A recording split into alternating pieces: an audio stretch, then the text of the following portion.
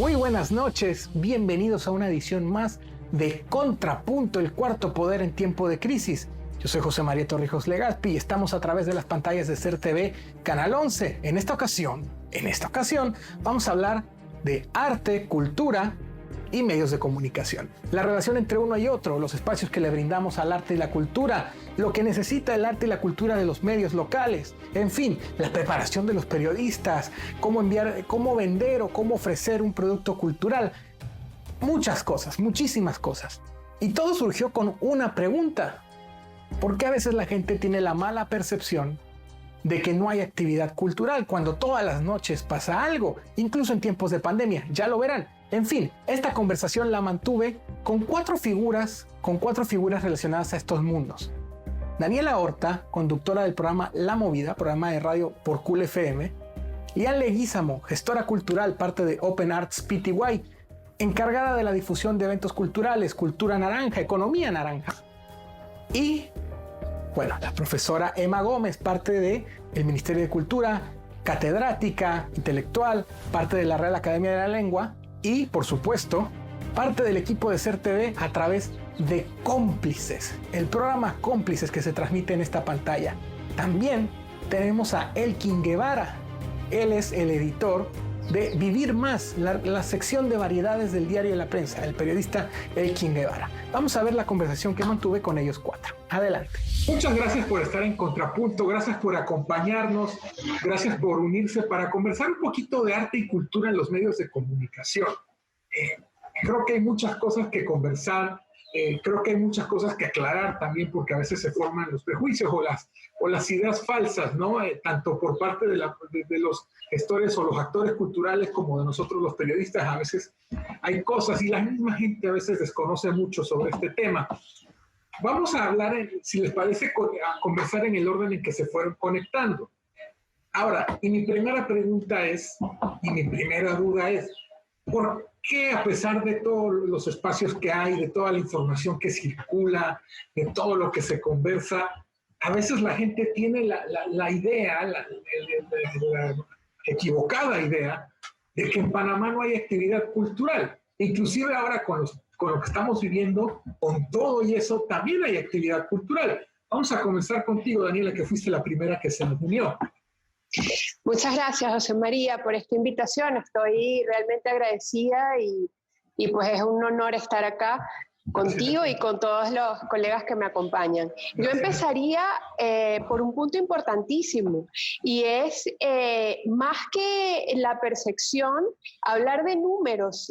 ¿Cuántos espacios existen que podamos contabilizar reales que se dediquen a difundir, a informar y a dar espacio a la cultura? Eso sería el punto de inicio, porque si no tenemos los espacios suficientes, si no le estamos dando la importancia que tiene la difusión cultural, pues podría estar allí la clave de por qué la gente pues no le llega la información y por qué siente que no hay actividad cuando hay demasiada actividad. Yo diría que en este punto soy muy optimista porque trabajo diariamente pues dando a conocer eventos culturales y manifestaciones culturales en un sentido amplio. Y siento que hay muchísimas actividades en Panamá. Para ser un país pequeño, yo creo que el punto estaría en eso. ¿En cuántos espacios tenemos para que la gente se entere de lo que sucede en materia cultural? Ahora, Elkin, bueno, tú estás en este momento editando Vivir Más. Tienes muchos años en la prensa. Sí. ¿No hay espacios suficientes? ¿Cómo lo ves tú? ¿No hay espacios suficientes para como dice Daniela, cambiar ese concepto que tiene el público? Bueno, la respuesta a esta pregunta quizás esté ligada con la situación que están enfrentando los medios de comunicación de varios años para acá con la transición al ámbito digital, ¿no? Una consecuencia de ese cambio que están sufriendo todos los medios, escritos, televisivos sobre todo, es la reducción de sus redacciones. Ello pues complica hacer una mayor cobertura al contar con redacciones pues más chicas. Por allí pudiéramos explicar un poco si veíamos el supuesto de la falta de espacios.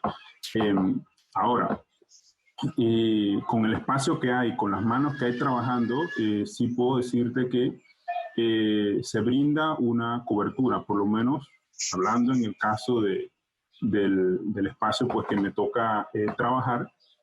Todos los años, empezando el año, la primera semana del año, llevamos ya un tiempo publicando un calendario con las principales actividades culturales.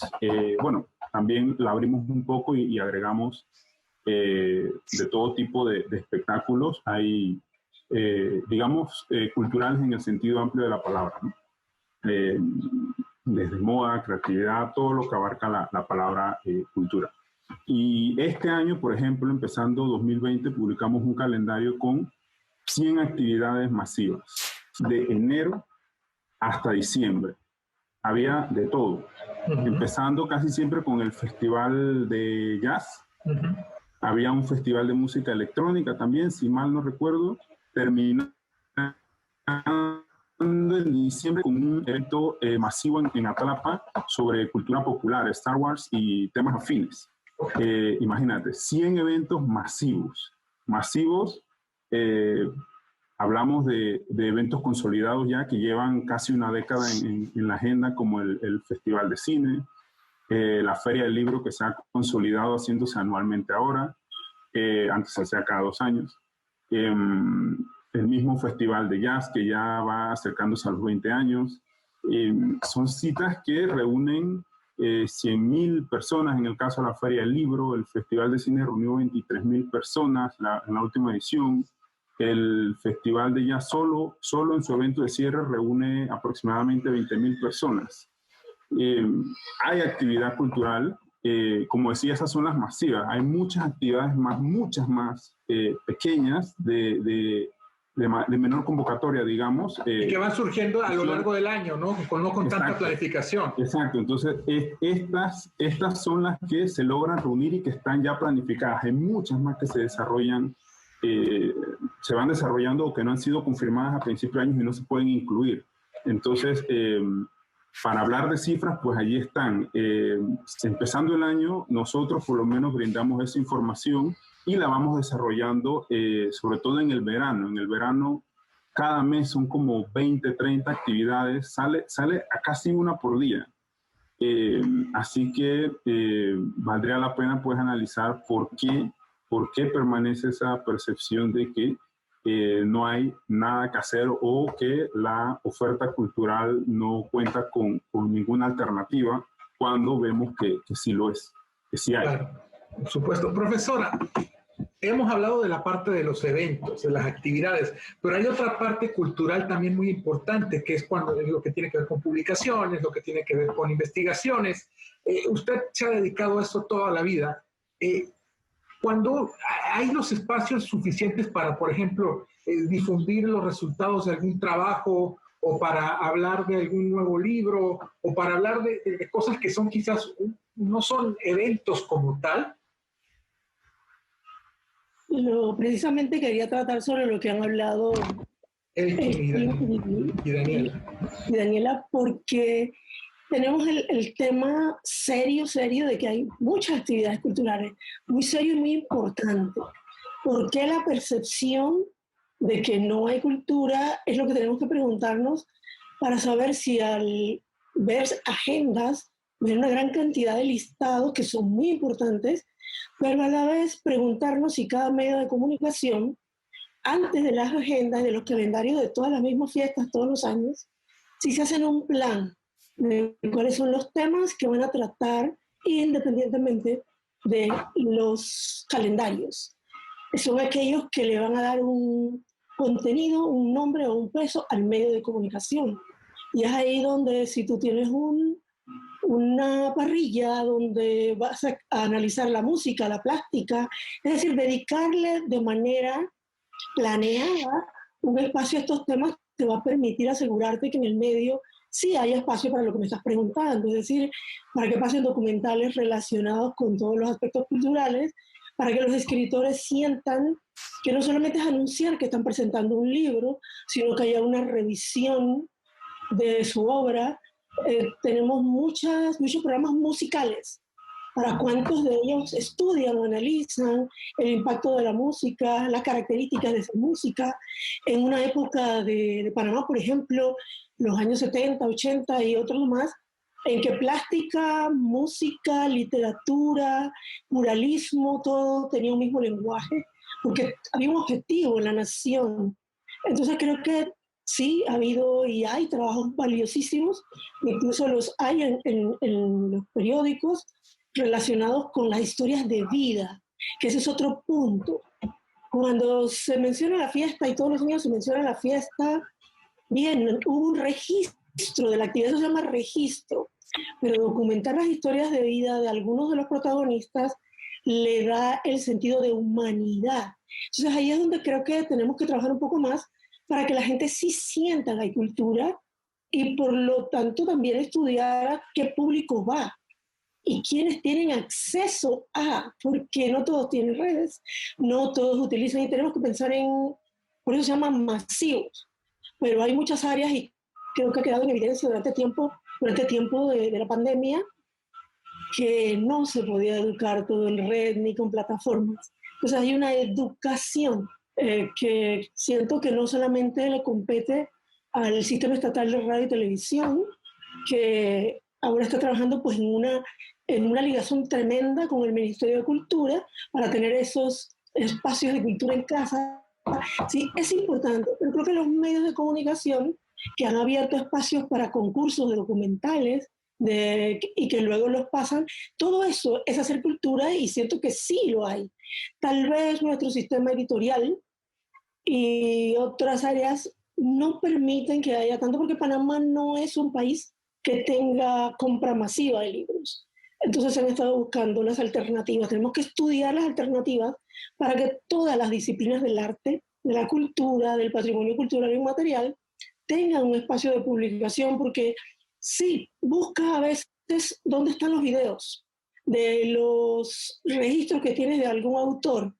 No todos los medios de comunicación guardan en la memoria lo que han grabado en un tiempo, o graban una hora y escogen 5 minutos, y luego cuando, vaya, lamento decir esto, pero cuando fallece un autor, o cuando se gana un premio para verlo en el otro sentido, queda todo el mundo buscando desesperadamente materiales porque no hay, o que en las redes, en Wikipedia, salen informaciones que no son rigurosas y que a veces todo el mundo las cree como si fuese realmente la palabra de Dios, o que estuviesen en la Academia de la Historia, y las publican con gran entusiasmo.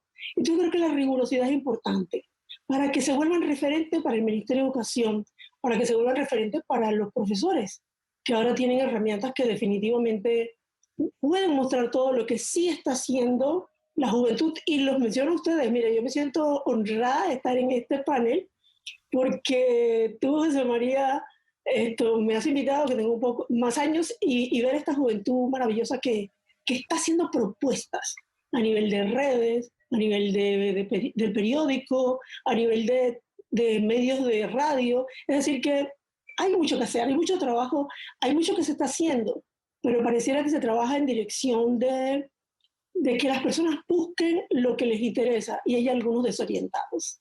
Nosotros necesitamos que también haya elementos fijos en los medios de comunicación social. Perfecto. Lian, tu perspectiva, ¿por qué piensas que la gente a veces se queda con esto de que no están ocurriendo cosas? Tú todo el tiempo estás publicando, tú todo el tiempo estás promoviendo. ¿Qué sucede? ¿Dónde falla el envío del mensaje o la recepción? Mira, yo también pienso un poco lo que piensa Emma, saludos, es en parte por el tema del acceso. O sea, hay una centralización de las actividades, y precisamente por la precariedad que todavía enfrenta el sector, o sea, lo que suele pasar es que a veces no hay ninguna actividad y de repente es un 15, es un viernes y hay miles de actividades, ¿no? Entonces, obviamente, el público no puede asistir a todas esas actividades. Pero si nos vamos un poquito más atrás, la razón por la cual esas actividades están planificadas en esos momentos es porque son grupos pequeños que están organizando ese tipo de cosas y ellos quieren tener su actividad en el día, digamos, donde tenga la posibilidad de tener más éxito. Entonces, vuelvo al tema de la precariedad porque eso también afecta la continuidad de los eventos. Entonces, tenemos esta percepción de que no hay muchos eventos porque la mayoría de estos eventos son eventos de flor de un solo día, ¿no? O sea, ocurren una vez y no vuelven a ocurrir y la gente queda entonces un poco desorientada con respecto a cuál es la agenda cultural real. Eso también se relaciona con el tema de la profesionalización. O sea, hay personas que hoy se dedican a hacer un evento de tal cosa y mañana hacen otro tipo de cosas o no siguen con lo que están haciendo. Entonces, queda un hueco en esa agenda cultural personal, digamos, porque al final, sí, cuando vemos el todo, hay un montón de eventos culturales y sí hay mucha movida cultural, pero cuando te vas caso por caso, te vas a encontrar con esas cosas. Falta de acceso, por ejemplo, la gente del interior no ve su agenda cultural. Quizás si vamos a la parte que habló la primera invitada, Daniel, que hablamos del mapeo de cuáles son esas agendas culturales que existen en los medios de comunicación, nos vamos a encontrar con que incluso hay mucho menos en otras partes del país que no son la capital de Panamá. Entonces también hay un problema de acceso. Otra cosa es que nosotros como gestores culturales o artistas o personas que gestionan espacios culturales, a veces no pensamos en nuestro público. Y entonces hacemos un evento en un lugar, en una fecha a la cual es imposible llegar a las personas. Porque las personas lo ven y dicen, no, hombre, no, yo no me voy a tirar para allá. No. Entonces a veces exigimos mucho de nuestro público, que nuestro público se mueva a nosotros en lugar de nosotros movernos a nuestro público. Entonces todas esas cosas en conjunto fortalecen esa percepción de que no existen eventos culturales en Panamá. Elkin, ¿cuál sería tu perspectiva? ¿Cómo la información de los eventos culturales en el interior es fácil de manejar, te llega constantemente? Sí hay una percepción de que todo se centraliza a la capital. Es correcto. Yo, haciendo un análisis rápido, podría decir que aproximadamente el 50% de la agenda cultural que se desarrolla en verano. En verano es totalmente en la capital, salvo las ferias tradicionales que se desarrollan periódicamente en el interior, y sería un buen punto para que los gestores culturales lo analizaran a la hora de preparar sus eventos. La mayoría se desarrollan entre enero y marzo y en la capital como escenario, buscando, pienso yo, la participación de más público, no como hay en la capital, pero valdría la pena revisar y buscar unos nuevos espacios en el calendario para ver si podrían moverlos a fechas distintas. Esto pues sería pues un tema para analizar con los gestores culturales para ver si es posible, si es más fácil, si es más viable, para que se evite esa conglomeración de eventos en la capital en las fechas sobre todo de verano, ¿no? de Panamá. Daniela, ¿cuántas cosas del interior te llegan a ti? Tú estás recibiendo información constantemente, me imagino, como parte del programa. Sí. Tú que estás anunciando siempre lo que está sucediendo. ¿Cuántas cosas te llegan a ti sobre lo que sucede en el interior?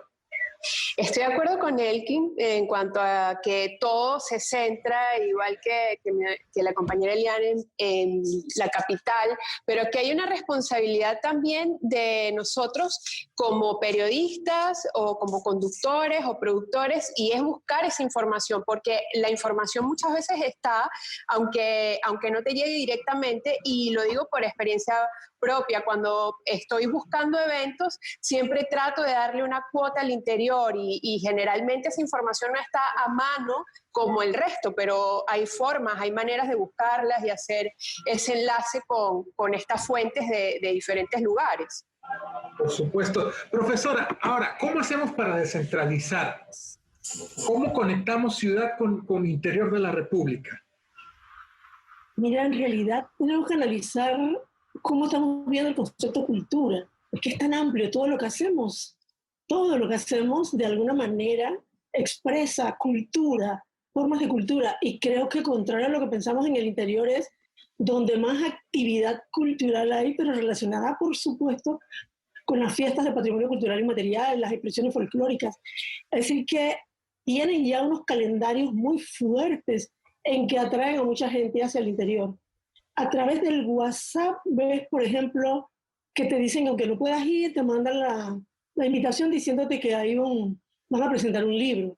Entonces, hay actividades en las universidades, que también tenemos que ver aquellas actividades que son para analizar cuál es el objetivo de la cultura, cuál es el objetivo de ese entretenimiento, si solo es actividad por actividad o si hay un objetivo. Entonces, en función de eso, creo que sí hay actividades en el interior, en las distintas áreas. Probablemente nos falte a nosotros recibir más información de lo que hace allá, más que pensar que solamente se hacen acá y que no llegan a las comunidades.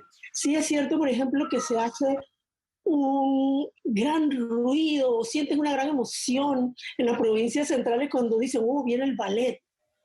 Aquellas artes clásicas, cuando hacen esas visitas o recorridos, son realmente aclamadas porque la gente no tiene de viva voz o en presencia esas expresiones de las artes clásicas o de las expresiones musicales que nosotros vemos que generalmente sí se desarrollan aquí en Panamá, un festival de jazz que se haga acá, pero también han hecho unos esfuerzos en Boquete, en otras áreas de hacer actividades relacionadas al jazz.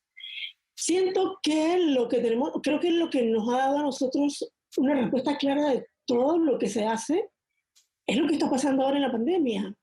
La cantidad, me decía por allí hace unos días una amiga que ya no estamos ensimismados, que ahora nos la pasamos ensumismados, porque a través del Zoom todo el mundo ha visto, o del Meet, o para Microsoft Teams, bueno, varias plataformas que hay, la gente ha dicho, vaya, no necesito pagar un local, no necesito más que anunciarlo y que esto se va a ir regando, y muchas voces. Creo que el mes de la etnia negra nunca había tenido tantas actividades desde todas partes del mundo, porque se ha enlazado a través de la plataforma. Esto nos indica que hay algunas actividades que llegaron para quedarse, para que el interior, para que todas las áreas de otros países también queden centradas, no para que siempre se haga así, porque sí creo firmemente que el contacto, que el mirar a los ojos, como decía hace poco un autor y como decía Gerardo Maloney en conversaciones o doctorados, mirar a los ojos a las personas, ver las reacciones que tienen cuando leen un poema, toda una serie de intercambios físicos que nosotros estamos acostumbrados, que son valiosos en la educación. Entonces, por supuesto, pero descentralizar significaría simplemente que los calendarios dejen de publicarse en los ministerios que tengan que ver con los temas o en los medios, dejando solamente las fiestas folclóricas o las fiestas de celebración o fiestas religiosas, incluyendo también esos otros aspectos de la cultura académicos, los que las universidades, a veces nos sucede que recibimos una universidad, nos manda un calendario, pero es de la Dirección de Cultura.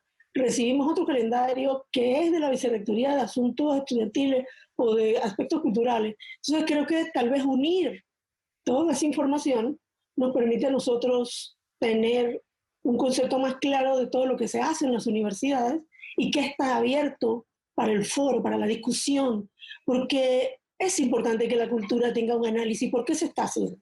¿Qué objetivos tiene? ¿Qué alimenta en nuestro ser como ciudadano y como persona que expresa el arte también? Ahora, Lilian, bueno, comenzamos con algo que tú habías dicho, pero el exceso de información a veces lo que provoca es que la gente se bloquee. Y cuando tienes más información, en lugar de percibir, lo rechazas. Pudiera ser que también está pasando eso porque hemos estado hablando, por ejemplo, tú mencionaste que a veces hay fechas en las que coinciden demasiados eventos.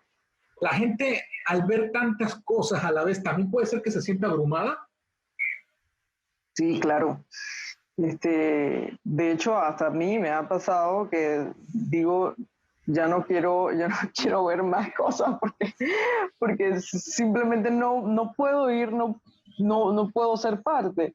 Entonces, creo que también eso tiene que ver con que los medios se tienen que especializar, ¿sabes? Como elegir cuál es su voz y poder comunicar eso, porque es verdad que a veces el mismo bombardeo de información, que además es información muchas veces superficial, no te crea una conexión y lo que termina pasando es que la gente siente como que es más de lo mismo y eso como que te va, digamos, te va quitando sensibilidad, por así decirlo. Así que yo creo que es importante el tema de especializarse como medio y hablarle a un público específico que quiera saber lo que nosotros estamos diciendo. O sea, pensar más en el público. Creo que eso eso sería lo que deberíamos hacer, pensar más en el público. Sé que la plática está muy interesante, pero es momento de hacer una pausa. Volvemos así. Esto es Contrapunto, el cuarto poder en tiempo de crisis. Esto es SER TV. Pronto regresamos.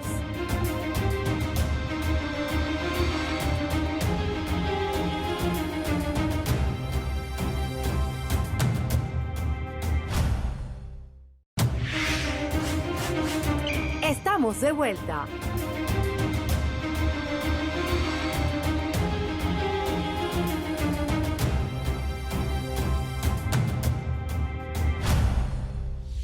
Estamos de regreso en Contrapunto. Gracias por estar con nosotros. Gracias por quedarse en sintonía de SER TV. Estamos hablando de cultura, arte y medios de comunicación. Estamos sosteniendo una charla con Daniela Horta del programa radial La Movida, la profesora Emma Gómez del programa Cómplices aquí en SER TV, Lilian Leguízamo, gestora cultural, parte de Open Arts Pty, y Elkin Guevara, editor de Vivir Más de La Prensa. Veamos en qué consiste o cómo continúa esta conversación. Adelante. Elkin, tú ahora estás editando Vivir Más. ¿Cómo es ese dolor de cabeza cuando te toca seleccionar? Has pasado, me imagino que ya por eso, de tener que decir, bueno, ¿a qué le doy espacio, a qué no, cuánto espacio? ¿Cómo manejas eso? Mencionaba Lian que se volvía un dolor de cabeza decidir a qué actividad ir. Uh-huh. Puede ser también un dolor de cabeza para un periodista tratar de abarcar toda esa información o con el equipo que tienes, ¿no? Claro, y más en estos tiempos donde se reduce espacio. Es correcto, sí, los espacios y como decía también, pues la mano de obra disponible. Se vuelve a veces un reto porque son a veces hasta 4 o 5 actividades pasando al mismo tiempo y como decíamos la mayoría en la ciudad capital. Entonces, pues corresponde pues tratar de darle un espacio pues a cada una, porque cada una tiene su público, su sector dentro de los lectores o de la audiencia que lo consume. Pues entonces toca ser bastante organizado para tratar de contar, aunque sea un poco en el reducido espacio, un poco de cada uno. Pasa sobre todo en los veranos. En los veranos de enero a cuando empiezan las clases más o menos, la cantidad de eventos es abrumadora. en la capital. En el interior están las ferias y demás ya actividades consolidadas, pero este tipo de actividades, como mencionaron, ¿no? que son flor de un día o de unos cuantos días y no vuelven hasta el próximo año, se condensan todas en el verano y se vuelve un aluvión. Hay de todo. Yo les mostraría el calendario que publicamos y me atrevería a decir que más del 50% se aglutina en los primeros 3 meses del año. Entonces, correspondería dar una mirada a quienes organizan estos eventos para ver si convendría de repente mover alguno para alguna otra fecha que involucre pues la libertad de las personas para participar, porque eso es lo que se busca en el verano, que hay participación familiar por la ausencia de clases y por... un clima más noble, ¿no? El mejor clima en el caso de las actividades que son en espacios abiertos. Por supuesto. Daniela, ¿cómo es en tu caso? ¿Cómo tú haces cuando recibes tantas cosas? Digo, tú tienes un espacio de radio pues un poquito más amplio, pero igual, el tiempo se agota. Sí, bueno, estoy de acuerdo en que es un doble dolor de cabeza, tanto para la audiencia, pues seleccionar lo que va a haber, como para nosotros también priorizar qué información vamos a difundir. En mi caso me funciona mucho algo que va de la mano con un comentario que hizo Elian, y es tener segmentos bien claros y definidos, y en cierta manera también, como dijo Elkin, estar bien organizada y con el equipo, por supuesto, en cuanto a qué vamos a hacer diariamente y tener ponderado qué vamos a tener en cada uno de esos segmentos, para no quedarnos en la superficie solamente difundir eventos, sino también contar historias que tiene que ver con la posición de la profesora Gómez. Es muy importante tener contenido que no solamente entretenga, sino que también sea un contenido crítico, que dé a conocer también el trabajo increíble que hay detrás de todo el movimiento cultural, y no quedarnos en la simple difusión de eventos. Así que organización para mí es la clave, y tener claro también qué quiere la audiencia, ya lo dijo otra de las invitadas, y ser coherente con ese concepto que te planteas dentro de tu espacio. Ahora, profesora, hemos hablado mucho del choque entre eventos, del choque de fechas. El mundo cultural panameño, por más que se diga, quizás no es tan grande como en otros países, pero tiene mucha gente involucrada, muchísimas personas involucradas.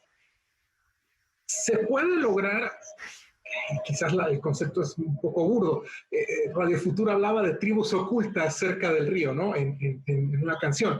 Se puede lograr que las diferentes tribus del mundo cultural en algún momento se puedan coordinar, porque también creo que para nosotros los periodistas a veces ese es un problema, que vienen cosas de todos lados, que a veces cosas que chocan entre sí y que podrían solucionarse si los actores del mundo cultural pues se conversaran, o por lo menos estuvieran un poco más enterados de lo que hacen los otros. ¿Cuán probable es que eso pudiera suceder? Lo mismo que para el trabajo, creo muchísimo en la cooperación, en el trabajo interinstitucional. Lo que acabas de mencionar es una idea maravillosa en la que, mira, por ejemplo, ahora el tema de la etnia negra, el poder ver cómo la música, la poesía, la pintura, las varias disciplinas cantan a las conquistas, a todos los logros, es una forma en que todos estos podrían reunirse y en una sola actividad encontrar no solamente el hecho de que haya menos actividades, sino el hecho de que puedan comunicarse, es decir, el lenguaje que hay entre una y otra disciplina, y también le permite ver a las personas las cosas de manera integral.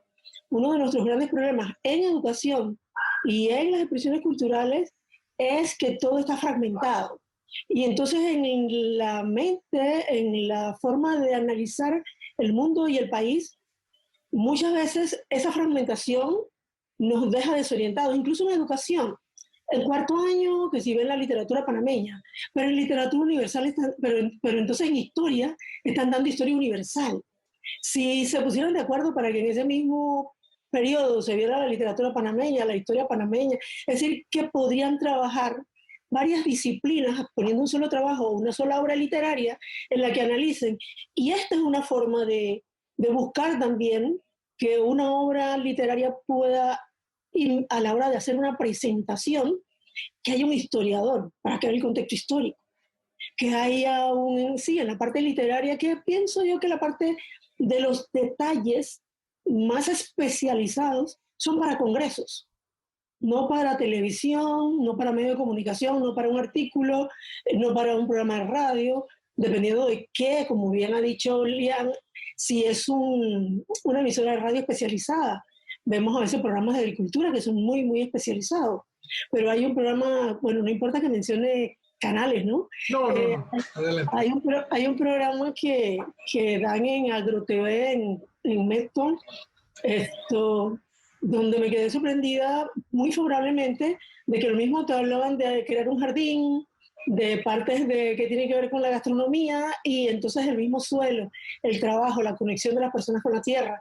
Entonces creo que todo eso también es cultura, ¿ves?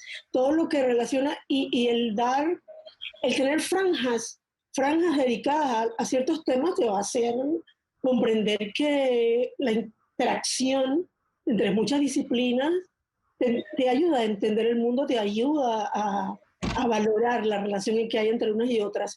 Y sobre la saturación de actividades en que a veces te sientes agobiado, sí me ha sucedido, y ahora en el tiempo de la pandemia más. A veces me han dicho, te escribí temprano y no has contestado hasta ahora a mediodía. Digo, hoy decidí irme al jardín a ver las plantas. Dije que no me ponía frente a una pantalla más, ni celular, ni tablet, ni computadora. Porque vemos también que lo mismo que ha sido una gran solución, no podemos pasarnos todo el día, ni podemos esperar que los alumnos estén todo el día desde las 8 de la mañana hasta las 2 de la tarde, dando clases como si estuvieran en un salón de clases, porque es agotador. Entonces igual pasa con toda la información. Cuando es mucha, desintegrada, no está organizada, cuando es mucha información, llega un momento que más bien la gente cierra la puerta. Y a nosotros como comunicadores nos toca buscar las formas de abrir esas puertas, sin sentirnos saturados nosotros mismos, porque lo vivimos también, al igual que los televidentes o los radioescuchas o todos los medios habidos y por haber. Claro, ahora, Lian, tú estás muy metida en el tema de la gestión cultural. La cultura es toda, la definición más simple es que es todas las actividades del hombre, todo lo que produce el hombre. Esto quiere decir, si lo vemos de cierta forma, que no todo lo que produce el hombre es divertido. No toda la cultura es entretenida. Todo se puede vender. ¿Toda la cultura se puede vender?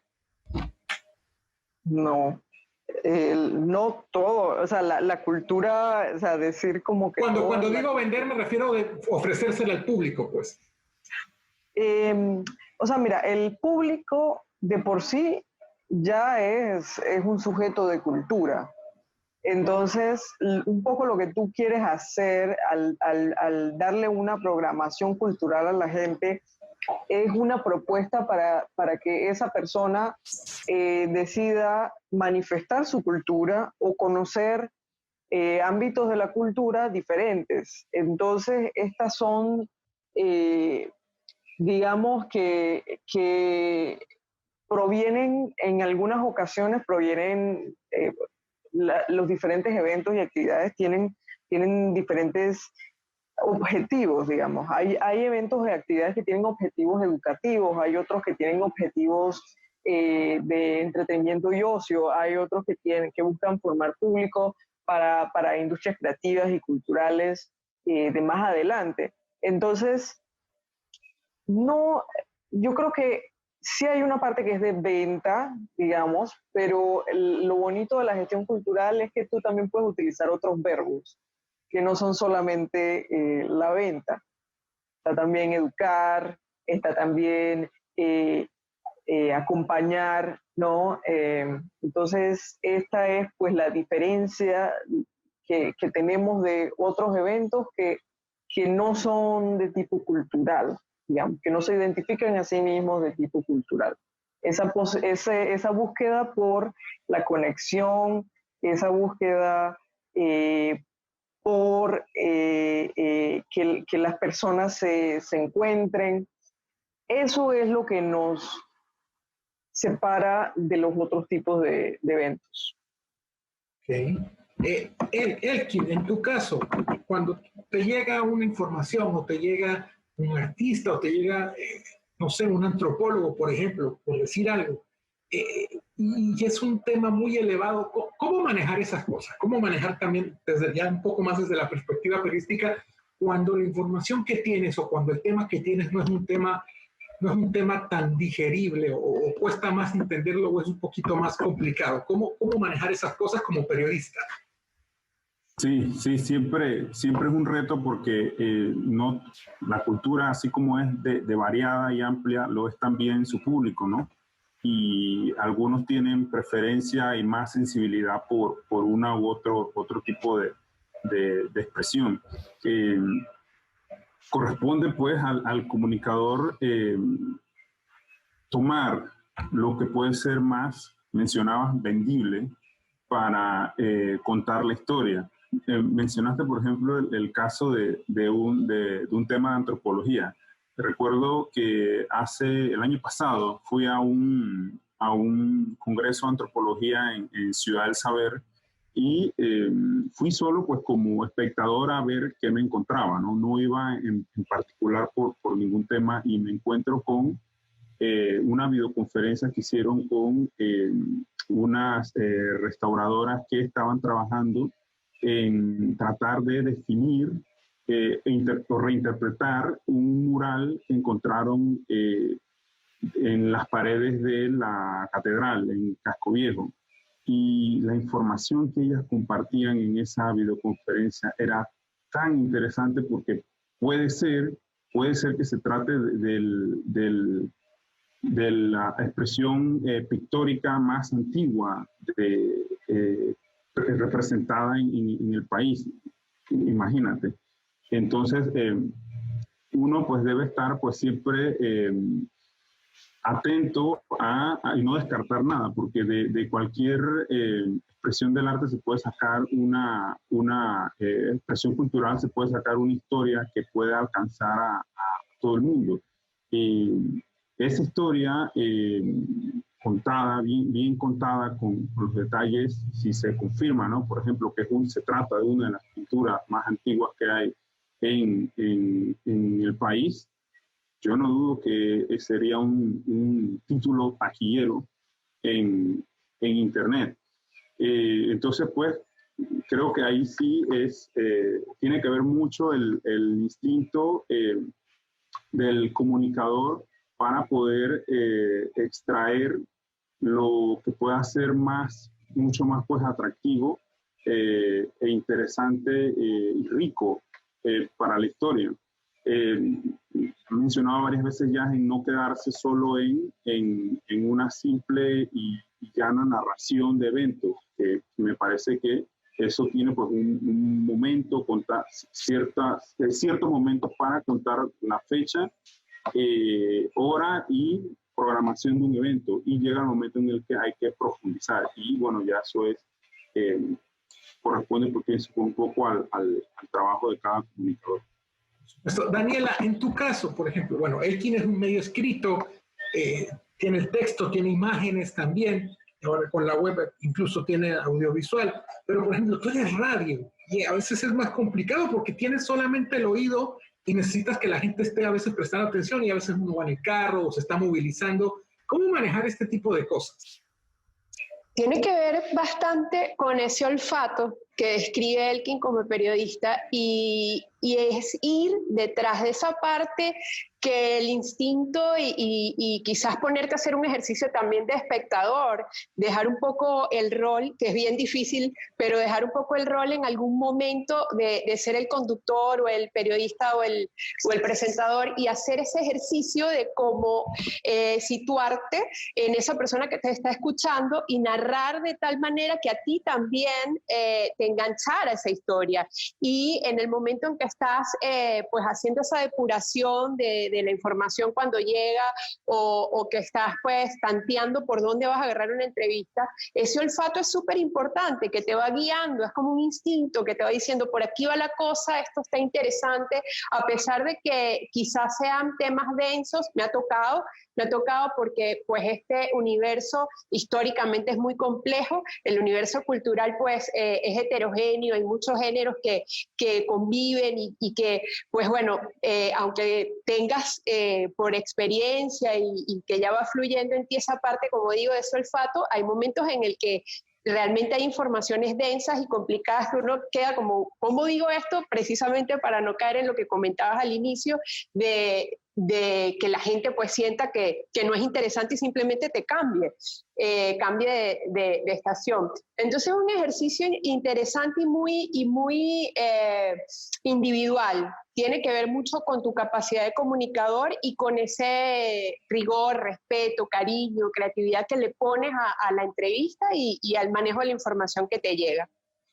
Sin subestimar ninguna información, esa es otra, porque tampoco podemos colocarnos me parece que no es el punto, o por lo menos yo no lo considero mi punto de partida, el de juez, de decir esto sí, esto no, porque esto no es cultura y esto no, o sea, hay un hilo bien interesante que hay que respetar, ¿no? De no caer tampoco en esos extremos de, bueno, respetando siempre tu concepto de también ir desechando información porque no te parezca valiosa, porque dentro de la cultura pues todo vale. Si vemos la cultura desde un punto de vista más antropológico, donde todo es cultura. Por supuesto. Ahora, esta pregunta voy a hacer dos preguntas, pero dos preguntas con una leve variante, por llamarlo de alguna forma. Primero vamos con la profesora Emma y con Lian, y después con Elkin y con Daniela. Y sería, básicamente, como personas de cultura que están en el quehacer cultural involucradas permanentemente, ¿qué tendrían que pedirle a los periodistas que se encargan de la cobertura del tema? ¿Qué tendrían que pedirles que cambiaran o que mejoraran o que entendieran un poco mejor en cuanto al tema cultural, al quehacer cultural? Profesora, comenzamos con usted. Sí, para mí es muy importante el rigor, la verificación de la información, si es específicamente para lo que me hablas de cobertura. Y por supuesto que todo depende de la cobertura. Si es una gran fiesta y tienes a varios invitados, pues entonces conversar con ellos previamente para prepararse un poco sobre el tema, porque sucede cuando hay transmisión de desfiles, por ejemplo, que a veces las personas se quedan cortas de palabras o de información, o que la preparación es importante, el rigor es importante, eso por un lado.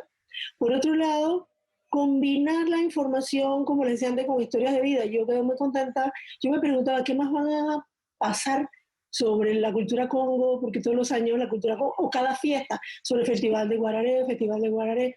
Pero las historias de vida, vi la historia que Karen Bernal en la revista Mujer incluyó sobre Araña, el señor Arias, que su vida, por qué él que sufrió de poliomielitis y sigue bailando Congo. Es decir, que me encanta que un periodista que va a hacer un reportaje no solamente combine las voces de las autoridades, las voces de los entendidos, sino que también siempre el protagonista es el que hace manifiesta la expresión.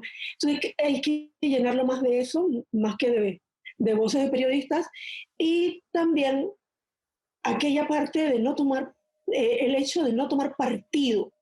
Si tú eres un periodista y vas a hacer un reportaje sobre la creación de la ley de la pollera, por ejemplo, que tanto conflicto ha habido, me ha sucedido, o le ha sucedido a varios que hacen las preguntas, pero al final hay una vocecita del periodista que se ve que tomó partido. Entonces no es fácil dar una entrevista en la que a veces te preocupas de qué es lo que, o algo mucho más importante todavía, no descontextualizar, porque hay fragmentos a veces que se sacan de contexto y se entiende de una manera o de otra. Esas son las partes en las que creo yo que, ya siendo muy exigente, un periodista debe tomarlo en cuenta. Y pues la otra parte, decididamente más bien agradecerles, porque siempre quieren cubrir, siempre quieren llenar esos espacios en el periódico de los momentos importantes la cultura de las expresiones en Panamá. Y creo que en ese sentido es fundamental entender que empatándolo con la pregunta anterior de que todo puede ser llevado al público si tú estudias antes para quién es. Porque hay noticias que van dirigidas a un público general, pero también hay otras que veo, por ejemplo, en la prensa, como cuando tratan un mismo tema en la noticia se ve de un modo y cuando lo hacen en Aprendo se ve que alguien buscó el lenguaje adecuado para los niños, o en el propio CTV, la ciencia tan difícil.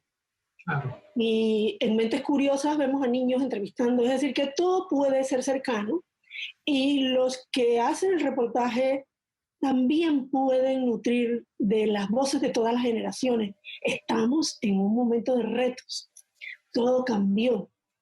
Hoy es importante que tomemos en cuenta la cadena de cómo ve un niño, cómo ve un adolescente, cómo ve un joven, cómo lo ve una persona mayor. Un mismo evento, una misma situación, un mismo problema. Creo que es un reto que tenemos para que cuando entrevistemos, teniendo en cuenta para quién es el programa, para quién es el reportaje, analicemos muy bien cómo darle tratamiento. Lian, tu perspectiva, ¿cuál sería? Bueno, mira, yo respeto muchísimo la labor de los periodistas. De verdad, ellos a veces dicen de unas maneras la información que uno no podría hacerlo solo. Y claro, o sea, está todo sus estudios al respecto. Pero a mí sí me gusta que, por ejemplo, el programa o lo que sea, lo que me están entrevistando, tenga una propuesta para la audiencia. Y eso va muy de la mano con lo que estaba diciendo Emma,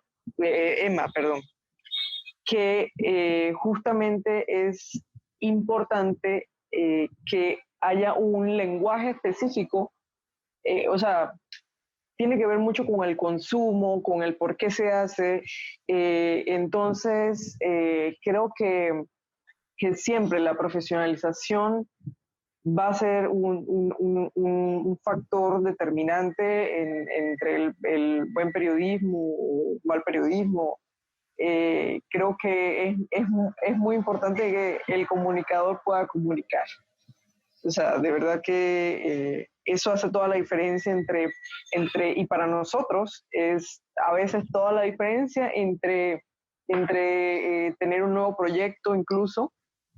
O sea, quizá ustedes no se dan cuenta, pero cuando nosotros estamos proponiendo nuestros proyectos y todo, utilizamos bastante las entrevistas que se hacen y todo. Es muy importante. Entonces, si esa entrevista está mal redactada, no, nos quita incluso credibilidad a nosotros mismos. Entonces, ahí tenemos una relación muy cercana con el trabajo del periodista. Por supuesto. Ahora, vamos desde la otra perspectiva. Elkin, Daniela, ustedes como periodistas, comunicadores, ¿qué tendrían que pedirle a los actores del mundo cultural o qué creen que necesitan para entenderse mejor o cómo podrían ser las cosas más fáciles, por llamarlo o decirlo de alguna manera? Elkin, te escuchamos. Tu micrófono. Tu micrófono. Perfecto. Desde mi experiencia, podría decir que me ha pasado con demasiada frecuencia que me entero de una iniciativa cultural o de entretenimiento cuando ya ha empezado. Yo llevo aproximadamente 15 años trabajando en medios y cada año me ha pasado. Si fuera más aislado diría que bueno, que no pasa nada, puede pasar, pero ocurre con mucha frecuencia. Significa que en ese arduo trabajo que hace el gestor cultural, llega un momento en el que no atiende, o yo lo interpreto así, no atiende la parte de la difusión en su totalidad, digamos. No sé si es que puede ser que se quede con un medio, de repente llegó un medio televisivo que lo atendió y pensó que es suficiente. Yo pues pienso que si se acerca a más medios y logra pues obtener un espacio, el mensaje por supuesto que llegará a más personas. Igual en redes sociales. A veces me ha pasado, bueno, muchas veces me ha pasado que voy a buscar información de la próxima o futura edición de un evento, o cuando ya está cerca, 1 mes, 2 meses o hasta menos, y tienen la información del año pasado todavía montada en la página de internet, en la página de Facebook, o me encuentro con que a veces no tiene ni siquiera una página en redes sociales, cuando se supone que todos deberíamos estar pues allí, ¿no? Claro. Eso pues por mi parte podría mencionar que se podría mejorar, no es en todos los casos, pero sí, como digo, me pasa con demasiada frecuencia. Perfecto. Daniela. Sí, bueno, partiendo de un comentario que hizo la profesora Gómez, muy atinado, que tiene que ver con el rigor de la información, estoy totalmente de acuerdo. Como comunicadora, es algo que es uno de mis principales retos diarios, ser rigurosa, estar siempre muy respetuosa de esa persona que se sienta frente a un micrófono y a la que voy a entrevistar, que tiene una historia que contar, y yo tengo que saber, es mi responsabilidad previa haber hecho un trabajo de producción para saber qué preguntas puedo hacer, cuál es la parte importante de lo que me están contando, y bueno, y por ahí miles de detalles. Con eso me refiero al rigor. Y en ese sentido, entonces, también debería ser recíproco, y es algo que a veces, digamos, los gestores, las personas que proporcionan la información, las fuentes no toman en cuenta, lo hacen de manera muy informal. Darle esa información al comunicador, como dice Elkin, de manera formal y también a tiempo, porque te llaman muchas veces y sin respetar los tiempos de producción te dicen: tengo esta información, tiene que salir ya, ¿me puedes entrevistar? O me explico, hay que tener en ese sentido esa reciprocidad de, ok, eres riguroso en el momento de investigar, de tener tus fuentes a mano, pero también cuando nos convertimos en fuente, pues dar esa información de la manera más expedita, y también pues, pero con ese mismo rigor. Es un trabajo mancomunado, esa es la conclusión. Nos tenemos que ayudar y tenemos que fortalecernos apoyándonos. Todos los que formamos parte digamos, de la comunicación en este caso, y de verlo como en ese sentido de trabajo mancomunado. Por supuesto. Les agradezco mucho que hayan estado con nosotros en esta ocasión en Contrapunto. Ya se nos acabó el tiempo, no nos da chance para más. Muchas gracias por abrir un espacio en la agenda. Muchas gracias por conectarse con nosotros y conversar a través de esta forma. Nos tenemos que ir, se nos acabó el tiempo aquí en Contrapunto, el cuarto poder en tiempo de crisis. Le agradezco mucho que se haya quedado con nosotros. Le agradezco que nos haya permitido entrar a su hogar en una semana más de Contrapunto, el cuarto poder en tiempo de crisis. Lo invito a que se quede en sintonía de la programación de SER TV Canal 11, pero le tengo que pedir 2 cosas antes de retirarme. La primera, consuma y apoye el arte y la cultura local. El arte y la cultura nacional, apóyelo. No solamente porque ayudará a alguien, algún artista, algún gestor, algún catedrático, no solamente que por eso, que es muy importante, sino porque nos hará mejor persona. Cada uno será mejor cuando consumimos arte y cultura.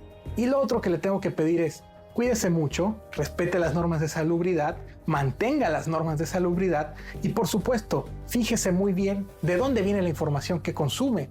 Busque medios que pueda verificar la veracidad de las cosas que le informan. No se deje llevar por rumores, no se deje llevar por cadenas, no se deje llevar por noticias falsas. Dicho esto, le deseo una excelente noche, le deseo una excelente velada y será hasta la próxima ocasión aquí en Contrapunto, el cuarto poder en tiempo de crisis. Hasta luego.